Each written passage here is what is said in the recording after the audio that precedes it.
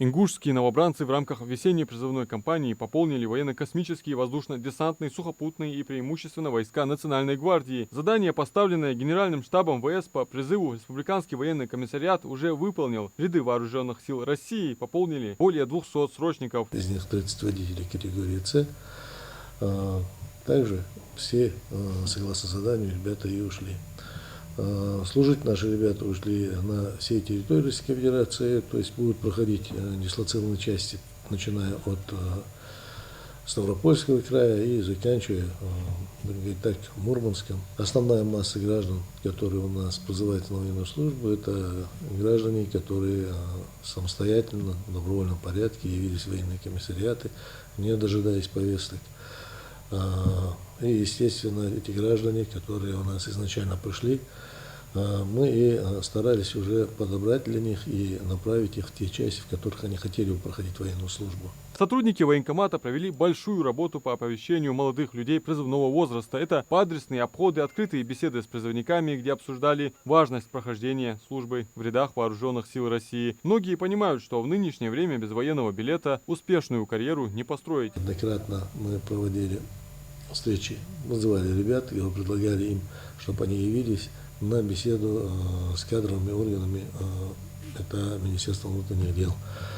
Когда их собирали, с ними представители Министерства внутренних дел проводили беседы, спрашивали, кто там желает, ну и потом уже проводили свои проверочные мероприятия.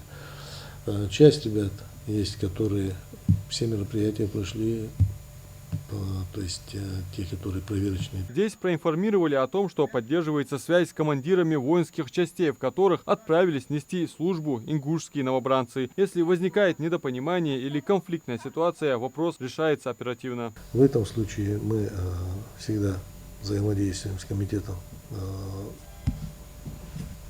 нашим Савиным Русланом, комитетом солдатских отцов, и вызываем сюда родителей.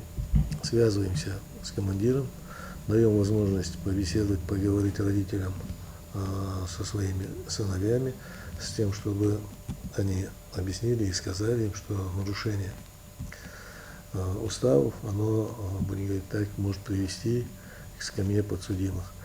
И, как правило, нам удается эти ситуации, как говорится, разрешить. Важно отметить, что ужесточили наказание уклонистам от службы. Существенно выросли штрафы. Попасть под административную ответственность и получить судимость не самый лучший выход из ситуации. Многие родители и сами юноши, они думают, что если суд им назначил штраф в виде 30-50 тысяч рублей за уклонение, что это ерунда, что это только штраф.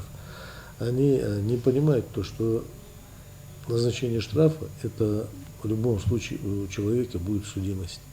И завтра, послезавтра он, если захочет поступить куда-то в такие специализированные органы, допустим, на работу, или захочет расти, допустим, выйти где-то работать в администрации, допустим, в правительстве, в органах внутренних дел, ФСБ, там, еще где-то в силовых структурах каких-то, он туда уже не попадет. Как итог, Ингушетия на 100% выполнила план на весенний призыв. Более того, уже активно трудоустраиваются демобилизовавшиеся молодые люди. Сотрудники военкомата уже активно готовятся к осенней призывной кампании. Максимально учитываются пожелания срочников в выборе места несения службы и рода войск. Адам Мережков, Султан Булгучев, Магаз 24.